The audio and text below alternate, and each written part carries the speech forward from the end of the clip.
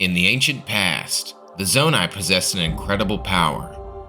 One that promised infinite creativity, only limited by the imagination of those who wield it. This ability, along with the broader world, is said to be fueled by our imagination. Despite these claims, we feel that it's necessary to discuss both the good and the bad of this power. I'm Anthony from Rated N, and this is Ultrahand.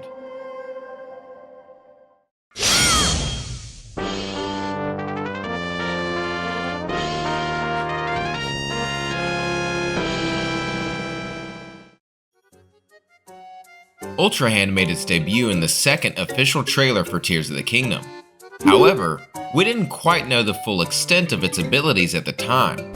While we saw Link fishing a tire out of the water in this scene, we had no confirmation whether the vehicles Link was using would be part of a template system, or if the crafting of vehicles was open-ended. It wasn't until the Aonuma gameplay presentation that we truly got our first look at the full extent of its power, and what we would be using it for in the minute-to-minute gameplay of the game. While you could create unique and creative scenarios in Breath of the Wild using Magnesis, Stasis, and Cryonis, Tears of the Kingdom was shaping up to be a huge jump forward in allowing players to have as much freedom as possible, especially in regards to exploring Hyrule and solving its various challenges and puzzles. The marketing made a huge effort to point this out, and in some ways, the final game succeeded in allowing players to create their own solutions to every scenario the game threw at them. Unlike Magnesis in the previous game, Ultrahand is not bound to only using metallic objects. Ultrahand allows you to grab and utilize almost any free-moving object in the game. This is useful not only for building vehicles, but also for assembling other things like bridges to cross gaps or platforms to ascend through. These creative solutions led to social media being set ablaze, with players sharing their antics with the game's abilities ranging from insane vehicles, creative ways to bypass puzzles, to even war crimes against Koroks.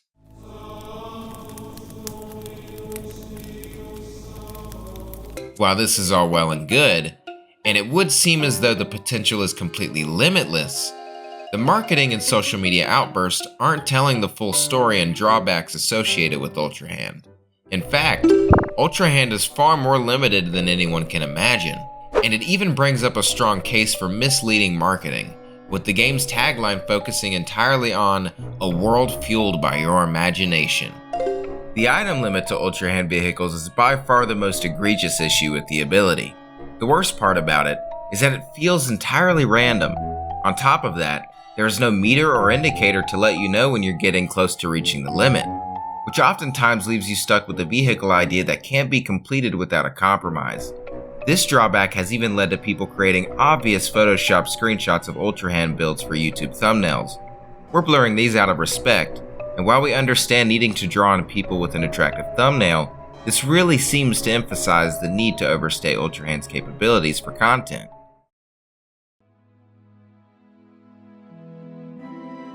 On the topic of the marketing tagline for this game, it really seems to be misleading when you look at it now with the game released.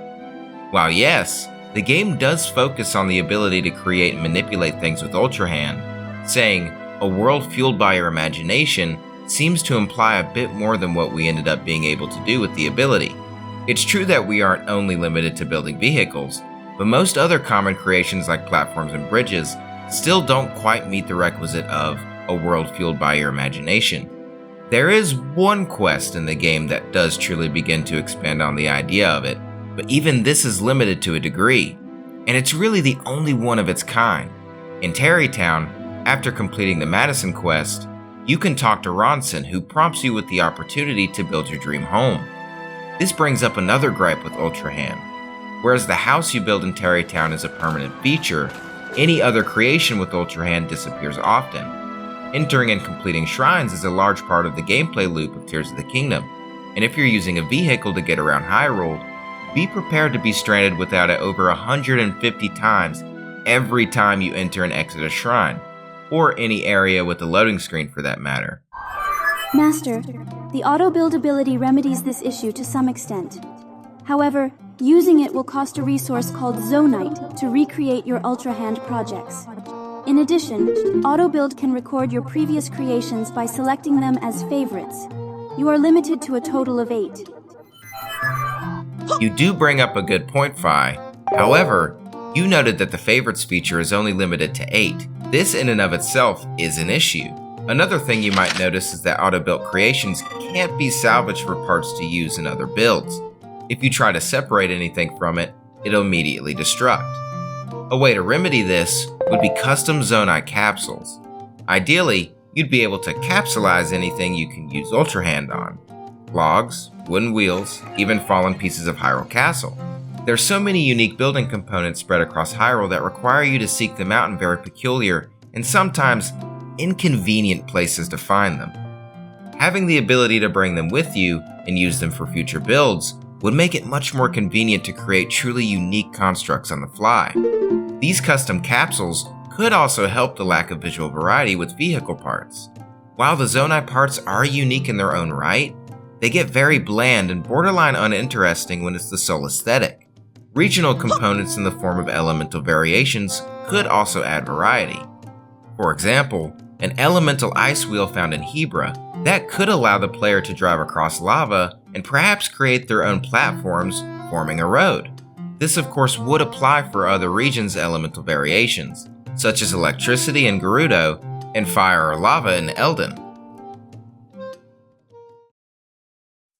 Ultrahand in its current form is an amazing foundation for the best crafting system in any video game. Its intuitiveness is unmatched even by a creative juggernaut like Minecraft. However, these limitations do really hold back the potential of the ability. It could even be said, A report, Master. Analysis indicates that there is a 70% chance that these issues could be solved with future DLC, updates, or expansions. If my analysis is correct and this is the case, Ultrahand's capabilities would be greatly improved. You're right yet again, Fi. Hopefully the DLC could bring some much needed additions to the game in that regard. What do you guys think of what we discussed today? Do you feel the same way about Ultrahand? Or any different? Let us know in the comments. Again, this is Anthony of Rated N, and we'll see you in the next one.